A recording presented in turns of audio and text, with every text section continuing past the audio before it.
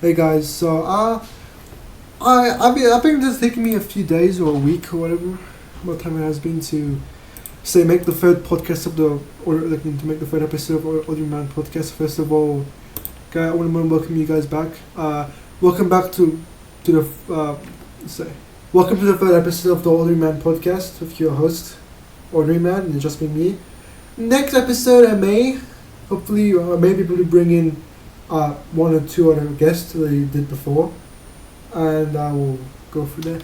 And actually, now I am gonna go over one document I can just thought of contemplating and written, right?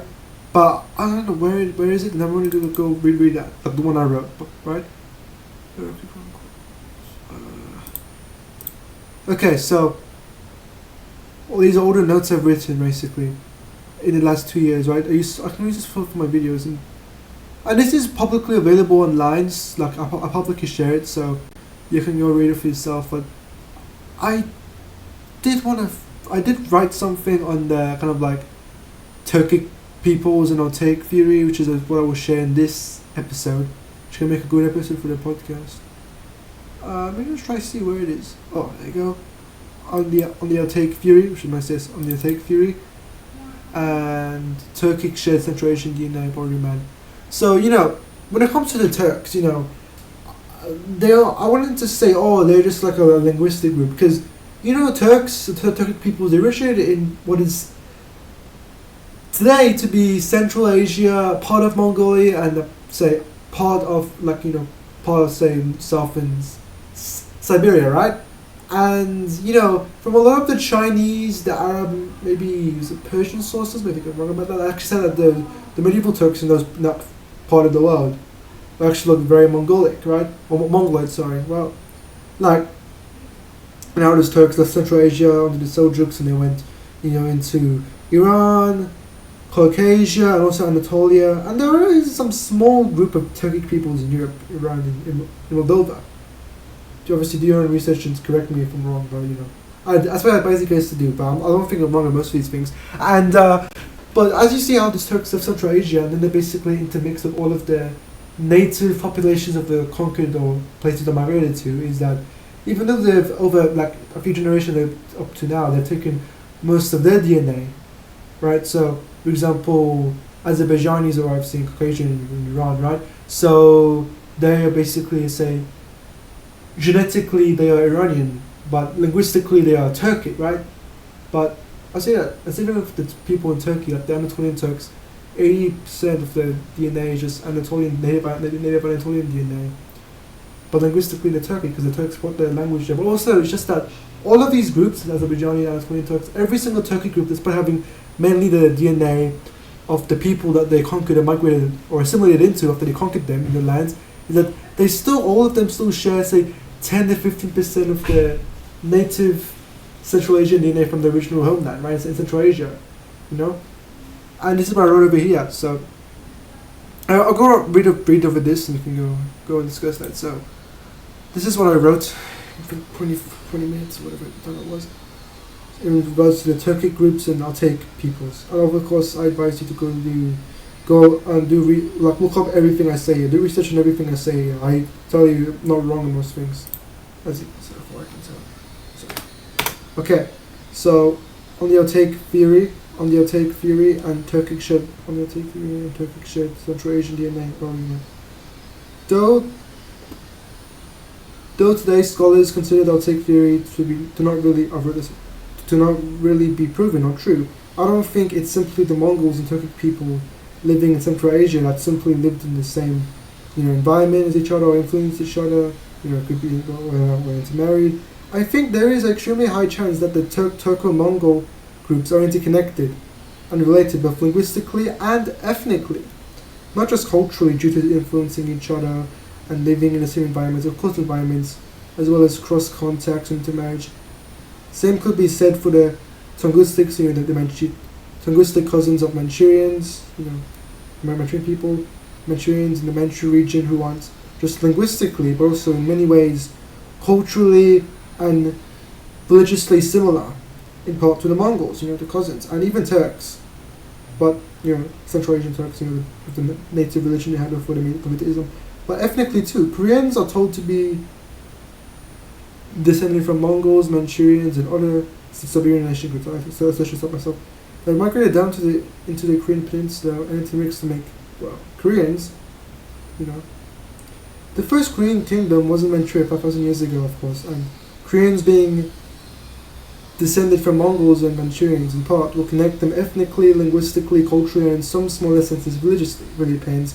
In a much, it's very, very early days, in a much broader and wider sense of the Altaic groups, relation to other as the independent branches of Indo-Iranians, Balto-Slavic, Germanic, or other groups of the Europeans, are to each other. The modern post-Yayoi Japanese society is descended from Koreans, Basically, the Koreans who left Korea were basically the Yayoi people, basically migrated through a temporary ice language into the Japanese archipelago. They, of course, intermixed with and fused with the local German population, the modern Japanese we have today. Out of the topic, the German that refused to integrate and marry with the newly settled Yayoi people from Korea would migrate up north to Hokkaido from the Ainu people.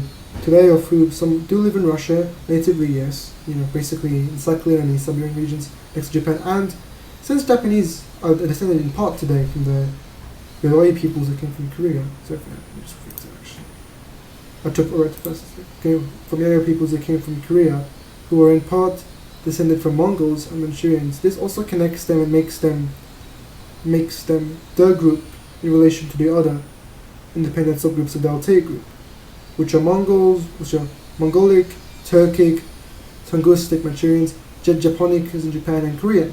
Just these groups, just as Indo-Iranians, Balto-Slavic, and Indo-Celtic and Germanic subgroups are for the Indo-European, the Indo-European ethno-linguistic group. Now going back to the Turkic people, linguistically and culturally, all Turkic peoples are related, and share dialects and languages based off Proto-Turkic with mutual intelligibility at some degree of each other. It depends on which tribe and how distant from each other. But also culturally too, with the shared nomadic culture and civilization. But each Turkic group that migrated to its respective region in and out of the original and still presided Central Asian and Siberian heartland had intermixed and picked up a lot of the host's DNA, but still, all of them, regardless where they have migrated to and assimilated heavily with, they do retain, migrated to assimilated heavily with the native non-Turkic peoples in the host region, is that they all still share a small amount of core Turkic DNA, which I was trying to say earlier, from the original Central Asian heartland in Siberia.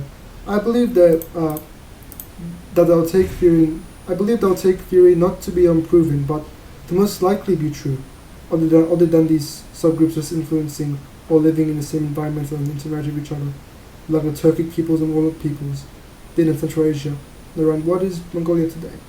They may not just have influence and intertwine with each other, by influence of course. They may not just have influence and intertwine with each other by influence, living in same and close lines, or intermarrying or borrowing from each other, but that they are possibly most likely actually related ethnically and linguistically through a shared heritage and a shared ancestor. Manchurians too and Koreans since they are descended from Manchus and Mongolians in part. And Japanese today are descended from the Yayoi Koreans. Then this come back the whole Altaic theory on this kind of reasoning I have. I insist to do your own research, of course, and everything. I say here and make your own assumption. Thank you for taking the time to read this. P.S. You're me. P.S. Ordinary man, just me. And that is what I have to say. And of course, as I've already made a point, is to obviously, as you're reading this online, or whether you're listening to me saying this, part by part, do your own research as I say each kind of sentence, and you can kind of understand what I'm trying to say.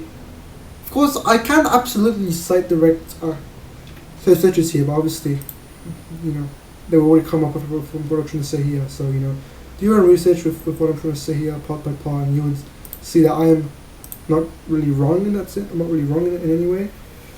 And yeah, and And I do actually can absolutely go for some other topics. These are a lot of things I've written here, you know, in my chronicles of 2 years. For example, this. And this civilizational order, actually. This is a very deep podcast, but actually it's good. The best economic system we have right now is capitalism, but when we back money by nothing, since the gold standard cut off in 1971 by Nixon, by nothing, then it has to be backed by money, backed by nothing, creating inflation, and always the need of money to be constantly printed for this purpose. Corporativism and mutualism, yes, I have read I should meant to say right. Right. I read it as well, but I have read a manifesto for this. If ever strong enough to handle certain emergency situations, like I have read a manifesto for this. Emergency situation, that medical power will be good. In the next foundation, corporate companies make billions a year. This foundation, billions a year is great. The benefits of mutualism, corporatism economies fully is that everyone is involved and can be involved. Everyone owns the operation and can contribute. Associates lead it. The people instead of monopoly, which is true. Instead of monopoly being owned by some, excluding others, like in capitalist operations and economies. I want you to imagine a Bitcoin in an economic sense, but in fiat system, and being a separate system, runs on which is mutualism. Decentralized, and everything is a part of it and can contribute, and everything is seen as it is. It's open and decentralized and but in the economic system sense and economic sense of fiat currency and cryptocurrency. Superseding capitalism for a nation system and fiat currency and companies. So the only real problem we have, which is why we can't, even though cooperative and mutual companies have been very, very successful in the business sense, but if you want to extend it to say to a whole economy, there are things that decentralization can't do, like what a centralized power economy could do. Like, for example, in an emergency situation or war, which, as my friend said, you need to have a centralized system for that, as of now, But there are, of course, outside of the business sense as well, a lot of, how I would like to say, let me just think about it for a sec. We do have a successful kind of like neutral open source, projects like Linux, which I'm using right now actually here, and a lot of open source GNU software and Bitcoin and all that. Of course, for example, this not just this kernel I'm using or the distribution, but also the desktop manager I'm using is open source. KDE Plasma is open source. Wayland, which has long replaced X11, is also still open source like that. And instead of me literally making an entire podcast, reading all 150 of my notes I've written in FSTs, I could just show some of them. So I wrote this: the civilizational order, the transfer of civilization. So I wrote African sophisticated societies like in Central Africa, of course, Kushite society that transferred from there to there by cultural influence. We'll also say Nubians as well, and the Egyptian Hamite super society, which Hamite don't use anymore. But I think it's just since when you want to compare the two groups, when you compare this to the Semites in the Afro-Asiatic group, using Hamite is still such a good kind of like marker when you want to talk about Egyptians. And of course, from them, the influence was kind of like, came to the Canaanites, and to the Assyrians, to the Sumerians, Babylonians, Akkadians, which was linked to this, Akkadian, Elamites, which was basically a non-European or Semitic society, which is in between Mesopotamia and Fars province as of today. The capital thing was Susa, Anshan. Elamites and Hittites are extinct in the European society, empire, and ethnic group in what is Anatolia today. The Medes, the first in the European society, were Medes, Persians, Greeks. So the Medes, the Persians influenced, to say, the actual ethical parts of the West ruling to the Greeks, and also Greeks influenced, Rome's kind of like infrastructure, language, kind of vocab Greek was used in the Eastern part of the Empire from pretty much always, and also the Religion kind of Hellenized, the Greek pantheon kind of Hellenized the Roman pantheon a bit, and also the army, the infrastructure, and politics, many other things, right? You could say, and Rome was explaining this across the whole of Europe, so Rome to Europe, the Greek Hellenized thing to Europe. And then you could say Arabia under Islam from Hellenic, of course, this expanded into Arabians under the Banner of Islam expanded to to free continent, to other parts of the world. So Arabia under Islam from Hellenic, Roman and Persian influences, the Caliphate as a whole. I mean, they took all the three influences, kind of studied, kind of built on it. So Turks coming in and fusing with Arab, Persian, Islamic culture, European Renaissance, modern nation states and Enlightenment, capitalism came, in the 15th and 1700s, first of the, away from feudalism slightly, from with the East Indian Company and, some of the early stock thing, capitalism. Like, I'll talk about that proto-capitalism, then there's modern capitalism in the 1700s, the 1800s, there's new spirituality with in Baha'i faith, America sort of become superpowers replacing France and Britain and Europe. Of course, they take a lot of influence from Europe, even Soviet Union. Because it's actually a part European, like a Eurasian country. Russia still is right now as well. America becomes a sole superpower in 1991 after the collapse of the Soviet Union. China rises today, not replacing America yet, but being influenced by the technology and learning from it. Reverse engineering and adapting it, and that's my civilizational order. It lasts 5,000 plus years. And I'd say read the rest of these on your own time. And I can definitely link these into my, how should I say, description, talking like very enthusiastically. Yeah, 2 gamers is funny.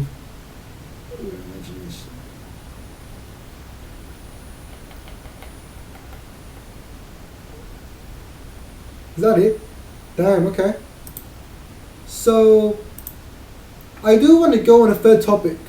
So, right, something random. So, thinking about cars. The first electric car was obviously invented in the 1820s.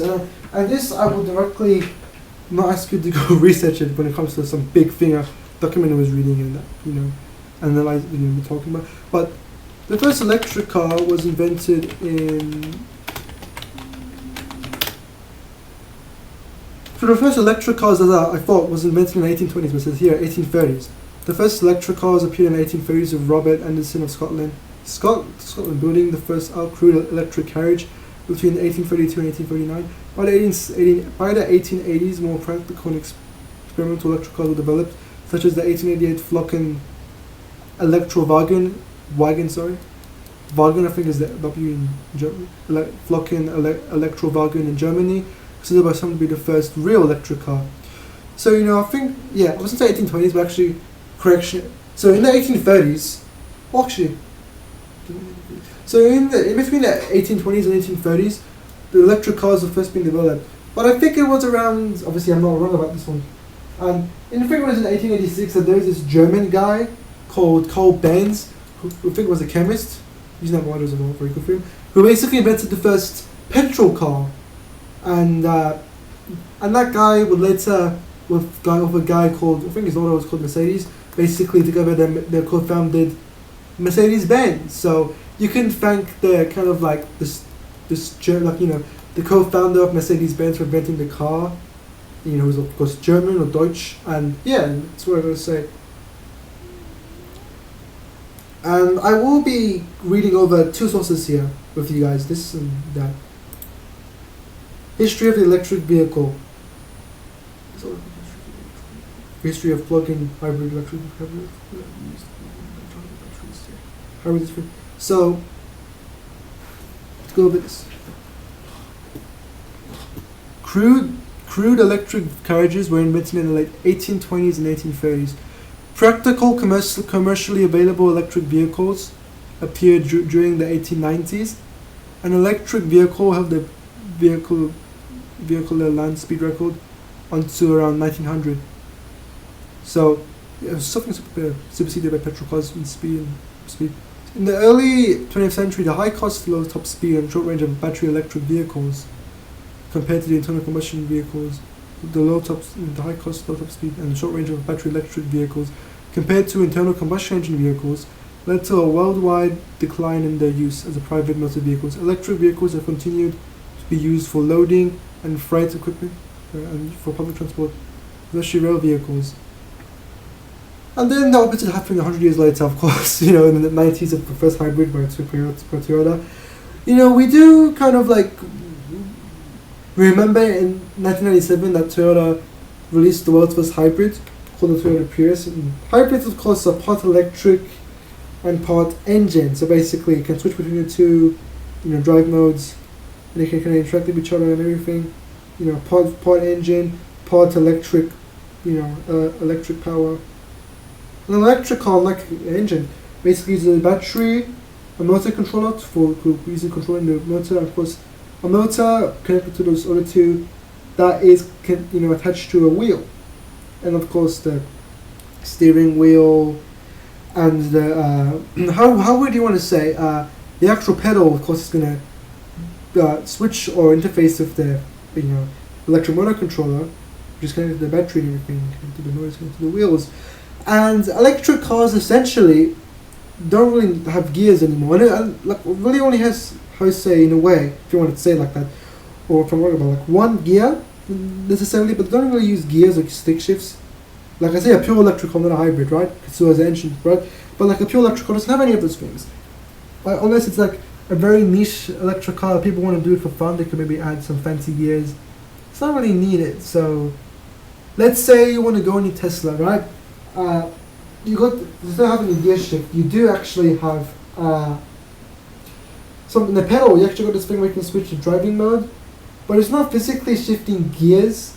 More often, it's basically switching the actual, say, driving mode in a literal sense.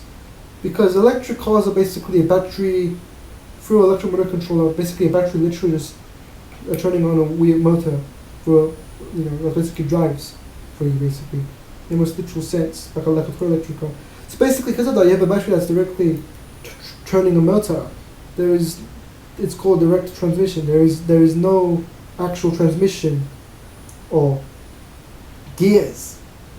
So there's no more, I say, stick shift and any reminiscent things you may see on some electric cars. So in a pedal, it has this P or R or D. It's more of a what we like to call a driving mode than actual,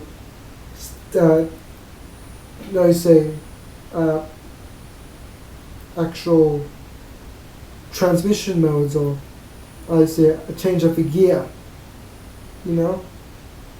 And the thing is with electric car, say any part, or say a full electric car, electric cars have is that instant torque. So there is no mechanical, how do you want to say, slow down. Even petrol cars, diesel cars in the 90s began using integrated circuits to go drive, interface, and control the actual speed or the things of the actual combustion engine. So this how do you want to say, belief of that they can't shut down a combustion engine, so they can shut down an electric car. Today they can shut down both, because if you already have an integrated circuit for the last 30 years interfacing with the actual engine, then you can see in the modern Kia trucks, Kia Tasman, that you can turn the engine off and on from your truck using an app. Then there's already an IC integrated circuit. It can be connected to a Bluetooth or Wi-Fi network. So this view doesn't really count anymore. Like for example, Tom Colson says he uses a 1970s truck, of course, that has no chips prior to that, the I said earlier. And since that car has no chips, the engine is just driven by mechanical parts, thus they can't really go turn it off. But by the time they were still using batteries, maybe for the last few decades, few decades or century to go, how do you say, with a starter plug injecting into the actual petrol diesel engine, they actually go start up or ignite the engine to combust and do its combustion, can go and for our mechanical processes at the very last stage to turn into steam that goes that pulls a lever kinetic thing that goes and pushes the wheel to go move. Of course, skiers, transmissions are used, how do you say, a lot of in between. So that's basically how we describe petrol and electric cars. Hybrid basically mix of both between the two. In the normal hybrid, driving the car in petrol, the petrol mode, can charge moves the motors behind the wheel, which can charge the battery in the electric part. Then you can drive the electric part to the petrol station and go refill it and do a loop again. But with diesel cars, it's diesel engines or diesel gas can allow for much longer distance. Maybe even speed if I'm wrong, or go do research on that part. Because everything I say as well, when it comes to driving, and yeah, a lot of people I know like to convert the diesel cars into petrol cars, but obviously due to the mechanical processes and stuff like that, gears and actual oil, all those layers to basically go and move a wheel. A petrol and diesel car will always be, say, in the best case scenario, slower or just right next to slower than a petrol car, really, or it's just at this level. When we compare the most fastest, say, electric car to the fastest of a petrol car or a diesel car, because since the motor, electric cars have instant torque, but when it comes to the best engine cars, they will still have a pretty a pretty large or knowledgeable, how do you say it, top speed after the initial kick, to torque, So for a while, you see the Tesla could move fast, and the engine ramping up in the highest of cars was still outpace the Tesla or any electric car in the electric sports cars. It's after some point. And yeah, but electric cars are definitely going to be catching up in that field, and you may see the petrol cars are finally kicked in the bucket, trucked in the bucket, as you'd say. And there is this comparison with the highest end electric motorbikes, the electric e-bikes with much more powerful motors and a much more powerful, much larger battery and electric motor controllers. Is that in comparison to e-bikes, which is insane, but there's better version of those things, I should say. But when you want to compare the best, most highest end electric motorbike to the highest end of the engine motorbikes, you can see that the engine motorbikes we call superbikes, specifically slightly outpace or win against an electric motorbike, a high one, of course, in top speed. So you can see both worlds of cars and motorbikes. The electric and petrol are very close to each other. The rest they're definitely going to catch up more in the future. And of course, I do recommend that you research on everything I say, and you would know what I'm saying is wrong or right, but this is what it is. And I will now read the rest of this pretty quickly, or I should say, before I go to the other topic. The history of the electric vehicle. So a worldwide economy used as a continue to real vehicle, that's true. So at the beginning of the 21st century, interest in electric and alternative fuel vehicles increased due to growing concern over the problems associated with hydrocarbon fueled vehicles, including damage to environment. Of course, this hoax. Nothing. I didn't mean to say anything. I don't want to go too deep into this, but I'm not being entirely wrong when we talk about that. Including damage to the environment caused by the emissions, of course, as I say, the emissions, the sustainability of current hydrocarbon-based transportation infrastructure, improvements in electric vehicle technology, of course, environment. Since 2010, combined sales of all electric cars and utility vans achieved around 1 million units delivered globally. September 2016, 4.8 million electric cars in use at the end of 2019, and cumulative sales of light-duty plug-in electric cars reached to 10 million units as of the end of 2020, respectively. Of course, Wikipedia takes in the information from a lot of sources, both web and books, which you can see down here from references. Don't say she's Wikipedia. Wikipedia is okay for, especially like me, we have to look at their kind of like introductive or summary or surface part of things. And if you ever care enough to go deeper, we of course we can go on a rabbit hole. I tried doing that with Plato's Apology. Like I remember my last podcast episode, I read the entire Apology of Plato in one sitting, and it's recorded myself doing it for the episode for like 2 hours. So you can definitely do that again with some fictional, non-fictional book, maybe even on cars. We can even let's go deeper from Wikipedia again. You know, and honestly, that would be fucking cool. That would be fucking cool. We can go do that shit again. The next 2 hours, maybe even 4 hours. I'll be so cool, to be honest. And yeah, good technology. The global ratio between annual cells of battery, electric cars, and plug-in hybrids went from. As of August 2020, the fully electric Tesla Model 3 is the world's all-time best-selling plug-in electric passenger car. Yeah, I don't remember. My family has a Model Y, and it's pretty good. You know. Now that we can see a freaking like a $60,000 freaking family SUV, you know, electric SUV for family, Tesla Model Y, competing in any way, you know, with a freaking $250,000 Lamborghini. It's just insane because it's literally just an electric. And Tesla does make their own kind of like sports electric car, like Tesla Plaid. Which I think we should check out actually. Because I'm gonna go read, say up to this, maybe a bit of this, and we will move on from this. So, early history, electric motor cars. The invention of the first model electric vehicle is attributed to various pupils. In 1828, the Hungarian priest and physicist Ányos Jedlik invented an early prototypical space. Yeah, it looks very, very Hungarian. Invented an early type of electric motor. Yeah, really. He did that shit. And created a small model powered by, wow, between 1842 and 1849. Scottish inventor Robert Anderson developed a crude electric carriage. That's what he called.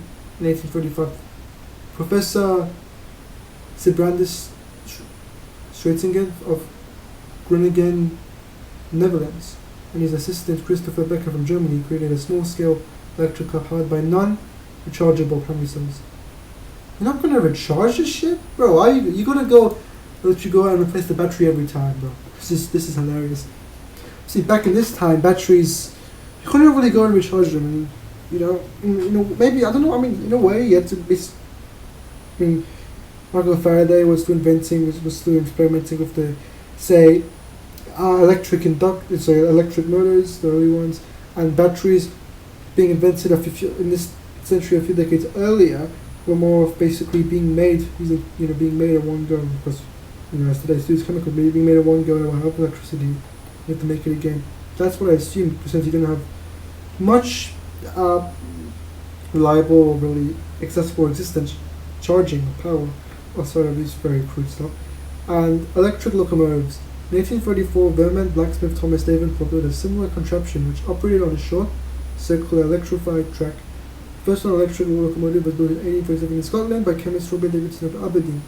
It was powered by galvanic cells, some kind of battery technology. Davidson later built a larger locomotive named Galvany, exhibited in the Scottish Society of Arts. The 7-long-ton vehicle had two direct drive reluctance motors. Where was this? With fixed electromagnets acting on iron bars attached to a wooden cylinder on each axle, and simple commutators. It held a load of 6 long tons.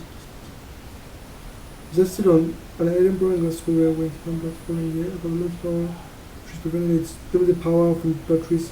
Prevented several years and was destroyed by railway workers who saw it as a threat to the security of employment. A patent for the use of nail rails as conductors of electric cars was continued in 1940. Similar patents were issued to Lilly and Colton United States. The battery rail car was used in 1887. Various state railways, this was in Germany at the time.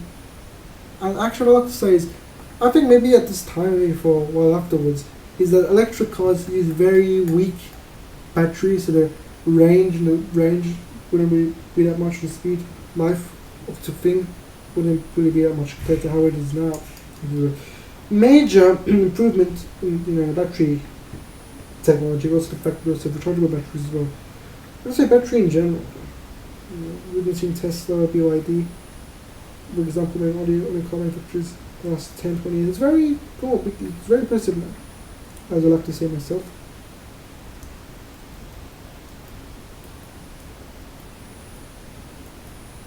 Okay, first full-scale electric cars. So I gotta quickly go for a second.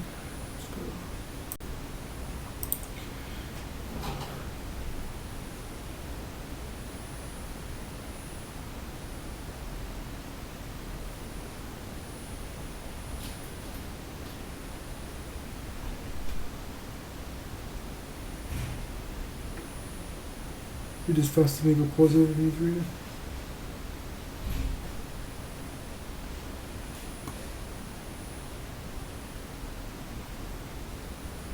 So now the electric cars, they won't how to rail this time.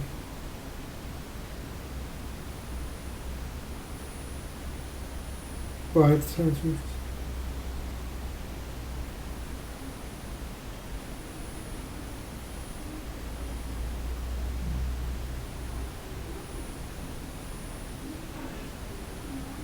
dog carts, hilarious.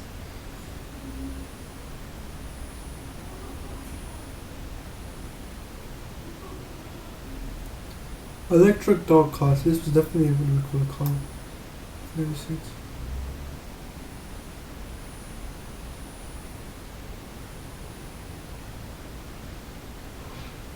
Andreas Flocken built the first real. Andreas Flocken built the first real electric car. Oh, Andreas Flocken built the first real electric car. The Flocken Electrowagen in. Oh, looks fucking cool. That looks sick as. In 1988, I gotta look at this.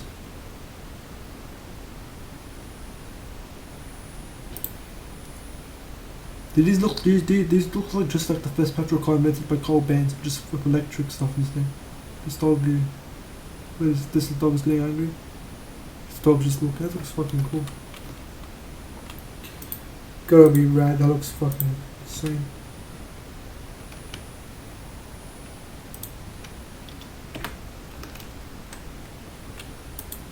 Did I just...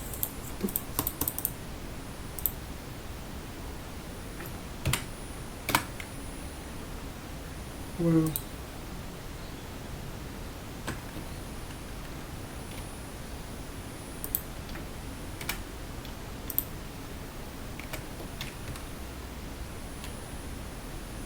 Fucking electro construction. So the first real electric car was invented by a German as well. There's a petrol, but it was by a German as well. It's an electric car. Looks just like a petrol car from the same time period. Freaking. You got like a self-driving horse carriage with petrol. It's so cool. So until the 1920s, at least in America, maybe in Britain as well, other places, is that until the 1920s, horse carriages were still more used and popular than electric than the cars in general, of course, to the 1920s. So you got a carriage with a horse, you have a secret electric car there. No one actually cares. Washington DC. So when I put up the White House, that is so fucking cool. Electric car 1904 with the chauffeur on top. You're telling me this motherfucking chauffeur is controlling the car? Oh, it's so cool. I don't know how he's doing that. Thomas Edison, an electric car in 1930. You are fucking telling me that these electric cars are not widespread. Bro.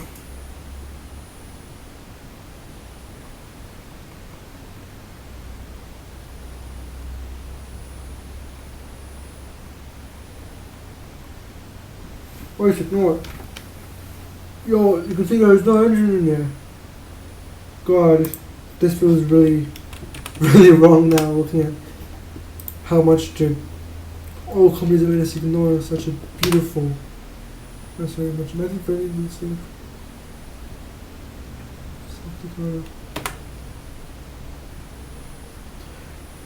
They were making electric vehicles. Japan was doing it in 1947. That is insane shit. Electric vehicle tunnel produced by Tachikawa aircraft company. I think engineering heritage. That is so cool. Oh my god.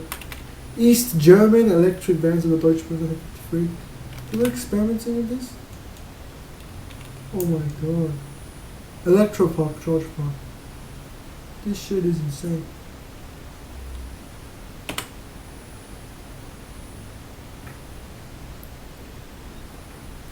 The Honda EV Plus.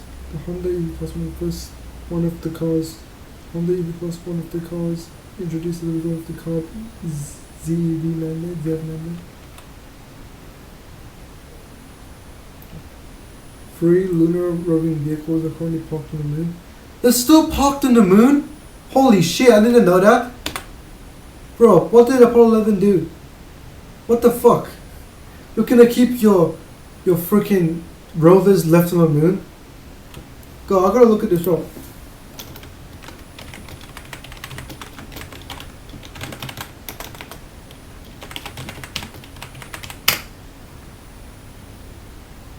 Okay, then why? What the fuck is this? Very cool.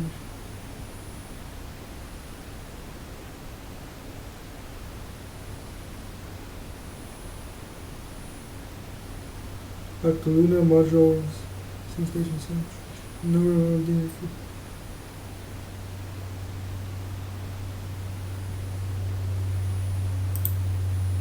The lunar roving vehicle in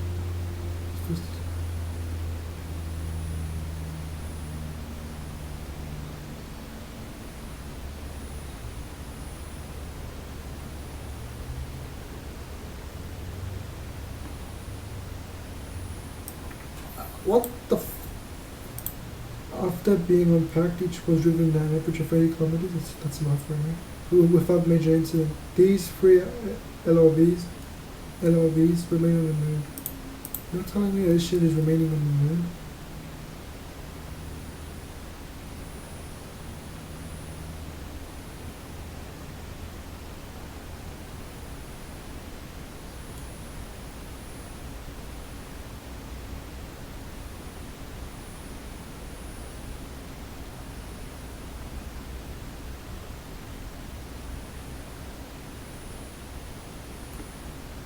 These three LRVs remain on the moon. So I'm confused. Are they contradicting themselves?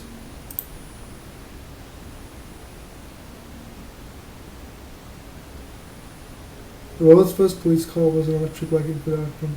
The world's first police car was an electric. World's first police car was an electro wagon for the outcome police department in 1899.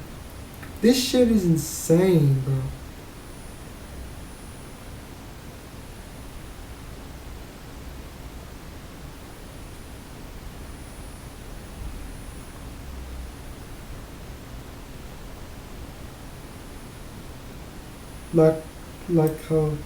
Like what the Tesla makes right now of the software in the same year, New York City, some of electric carriage and full electric Hanson cabs. While the company announced in 1898 performance launches in the electric vehicle company.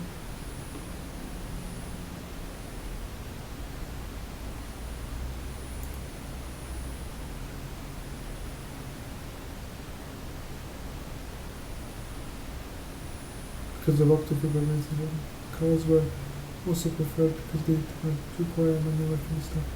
Cars which featured four batteries were used during.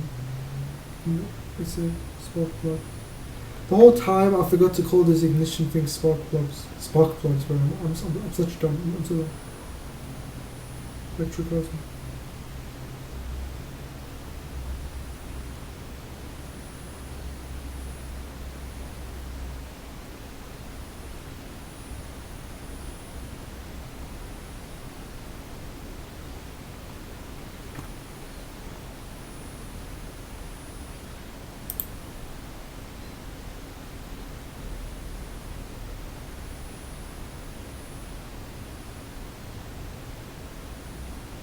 Then after by electric cars, worldwide discoveries of large petroleum fuel, wide availability of affordable petrol.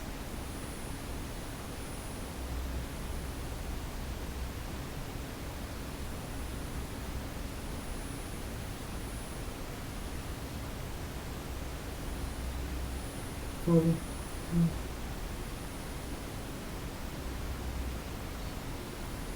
High school.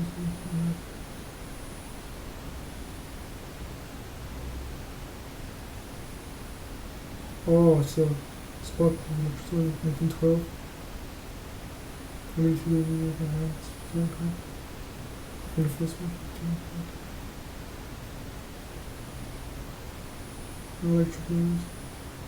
Muffler. How is muffler?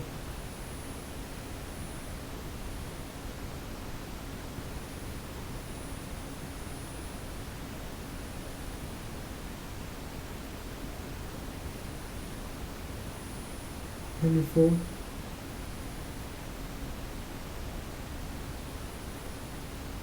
Like.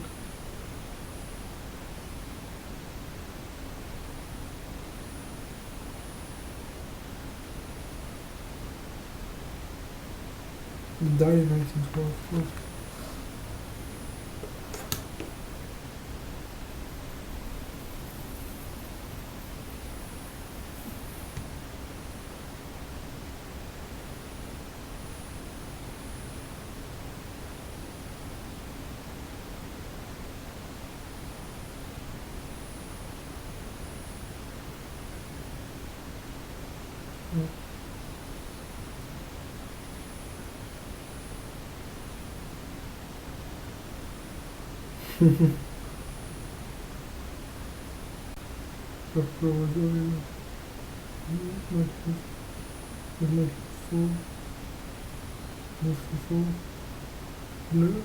By the 1920s,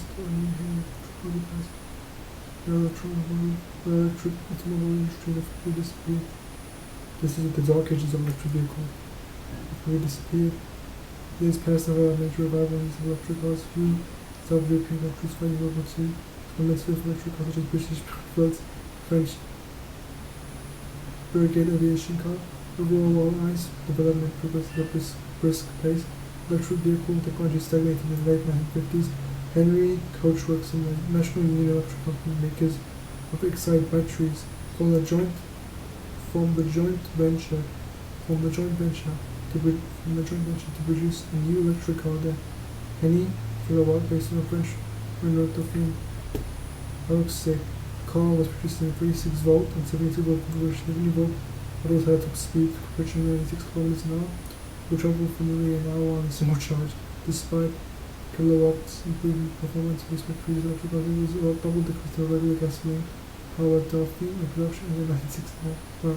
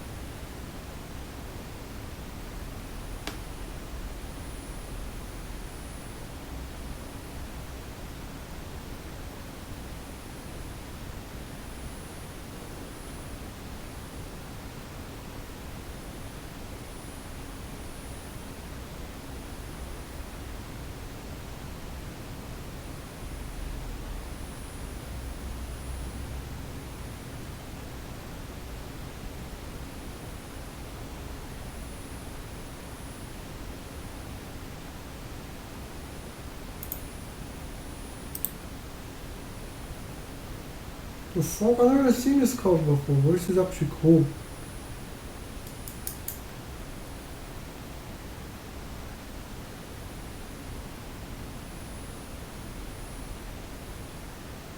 Three of them are left and freaking it's funny. Oh, we didn't know that. Make planes.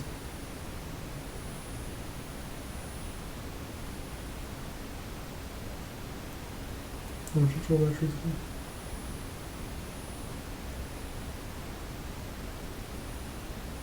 Defenders, electricals, natural, favorite color.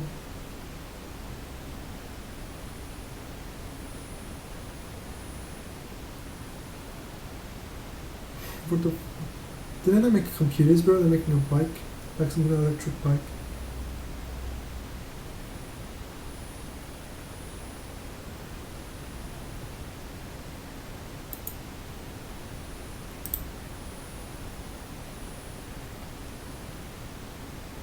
Remote is prison, Roger Smith.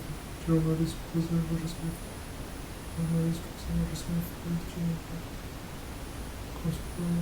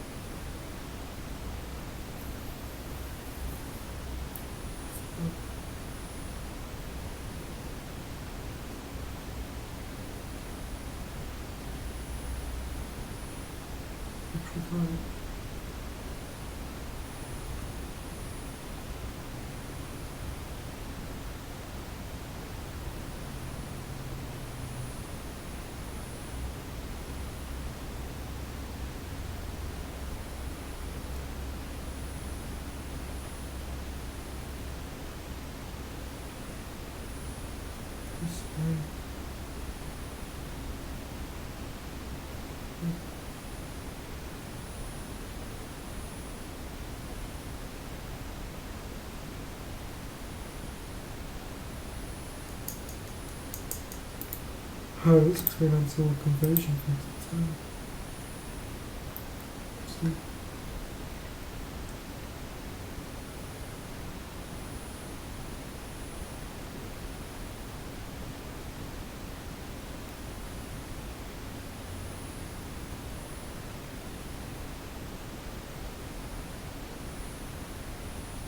EVs are made very early on.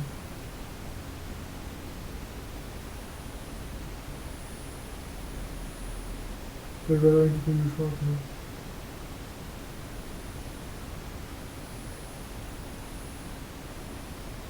You only could find recharge and watch all the different times. So, recharge them.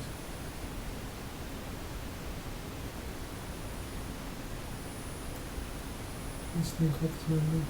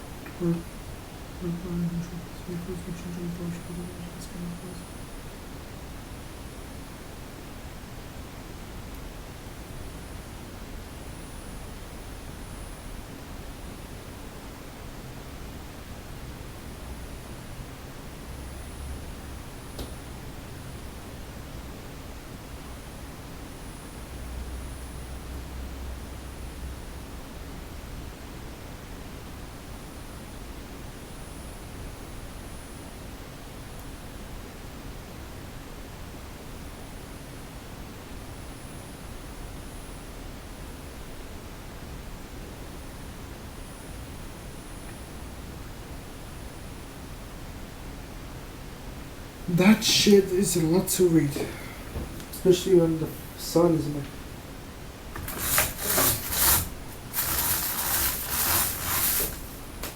There we go.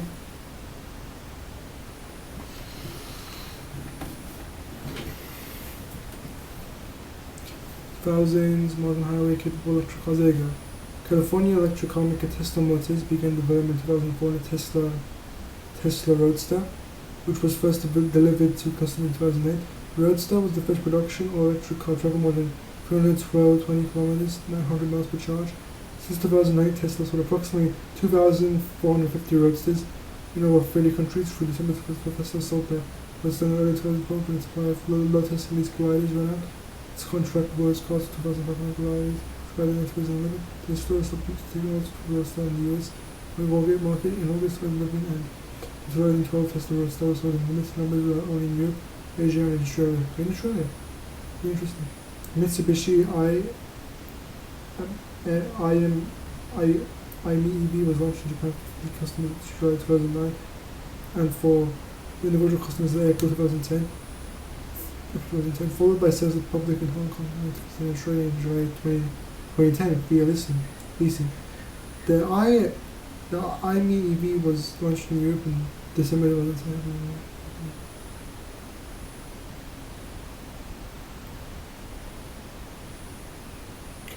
Just what the sales here.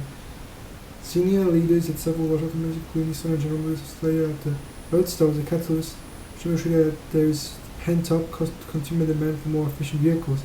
In an August 2009 edition of the New Yorker, GM Vice President Chairman Bob Lutz was criticizing all the geniuses here at General Motors kept saying lithium-ion technology is 10 years away. Toyota agreed with us.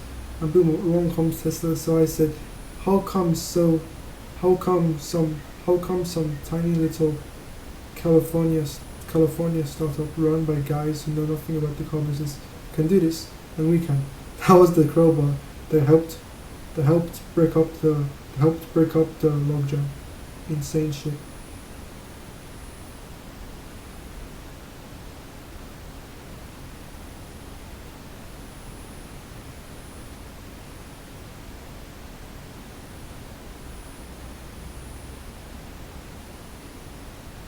Makes sense. As of January 2013, the Leaf was also available in Australia, Canada, and 17 European countries. Thanks. Cool.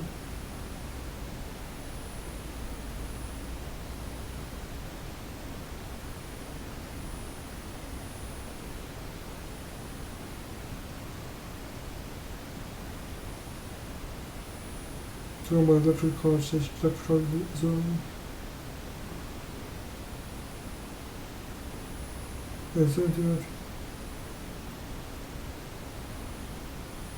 anywhere, demo and customers drive anywhere across the country in an electric car.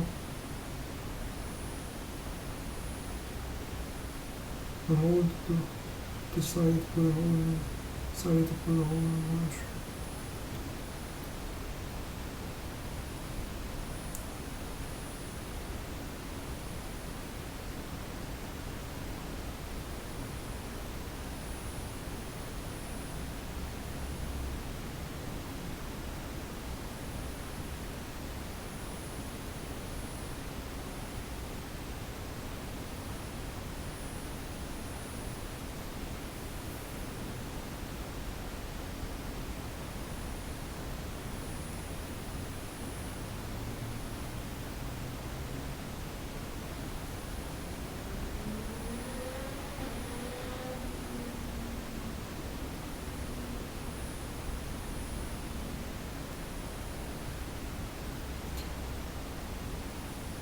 This is slow.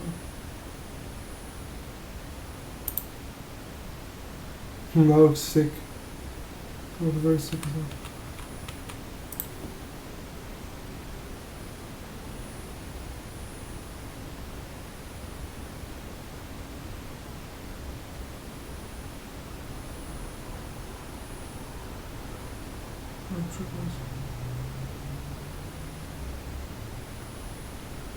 And my friends, I saw the references, you know.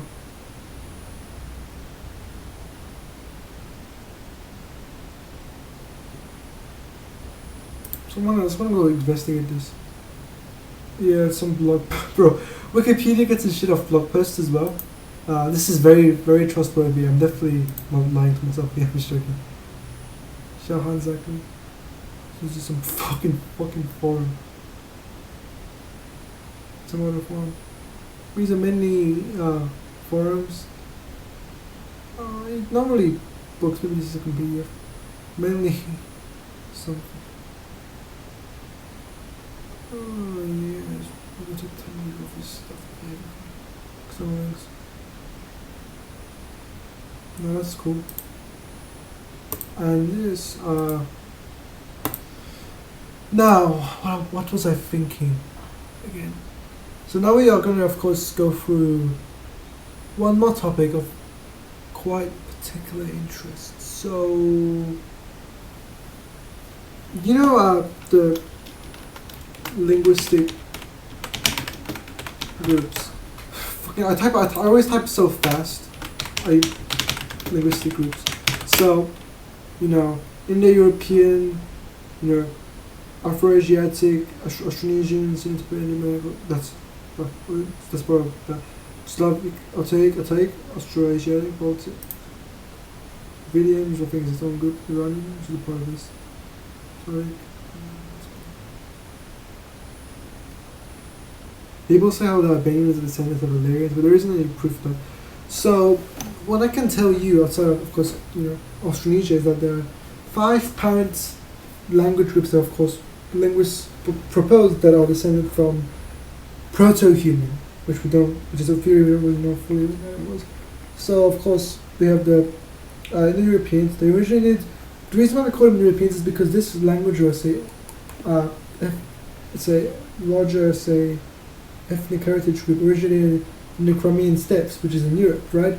But a lot of them left the Crimean steppes in Europe and went to Central Asia, Iran, North India, and the rest of them basically stayed in Europe, but they left the Crimean part and went into pretty much the rest of Europe. You know, in Europe we got the the Germanic peoples, the Celts, the Italic peoples, and what do you want to say, Baltics, the Slavs, and of course, you know, the peoples in the outside of Europe.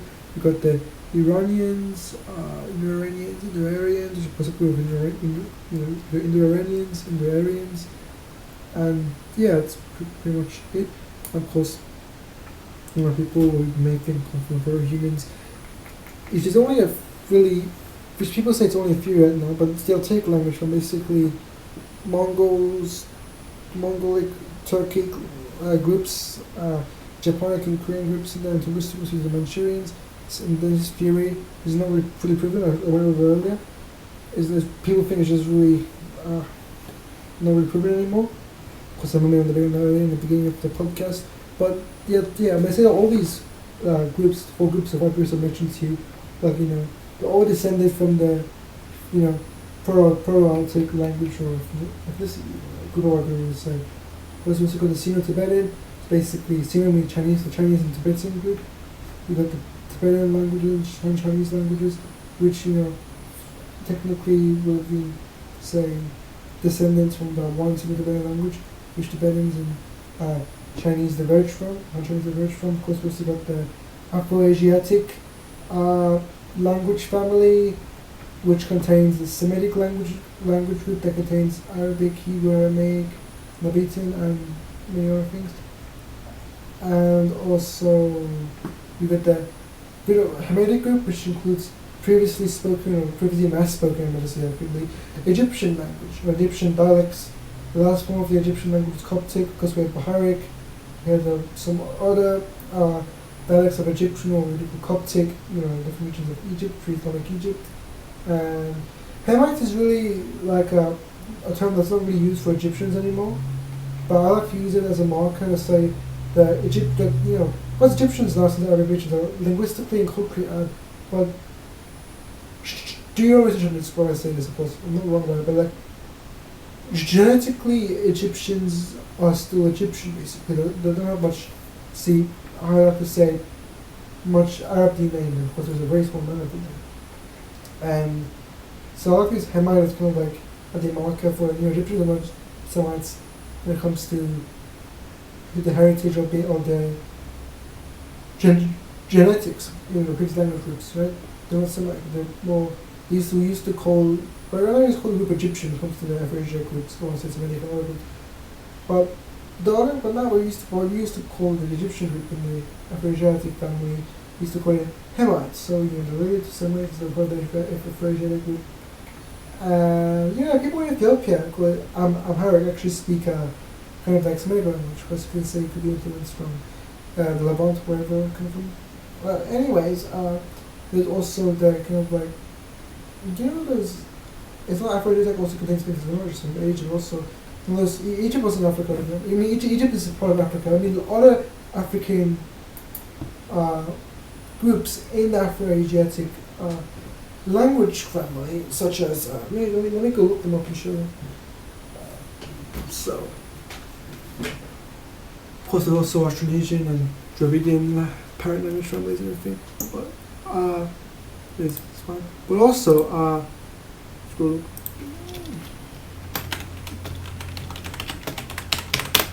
Whenever you take tree, there is also, maybe look over here, there is also, of course, Hamites or Semitics, Egypto-Semitic, but also in the Afro-Asiatic family there is also the Libyo-Chadic, which is Berber Chadic, and Berber, which is a North African language, Chadic, and also which is from the central southern parts of Africa, which is sub-Saharan Africa, spoken by black people natively, and of course we went through this earlier. Also on the Cushitic side, we also got some native African languages spoken in North Africa, so Sub-Saharan Africa, so a lot of African languages here, much more deep down, and that's analysis of that. Modern South Arabian.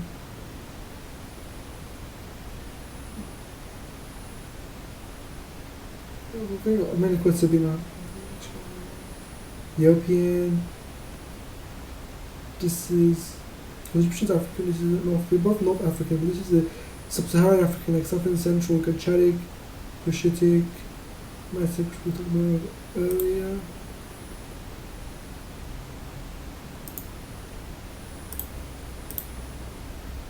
Okay. There we go. Do some girls.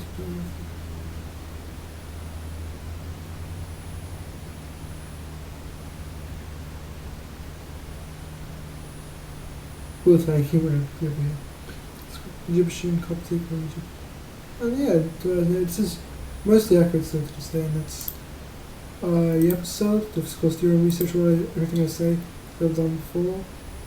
And that'll be it. Thank you very much for watching. See you in the next episode.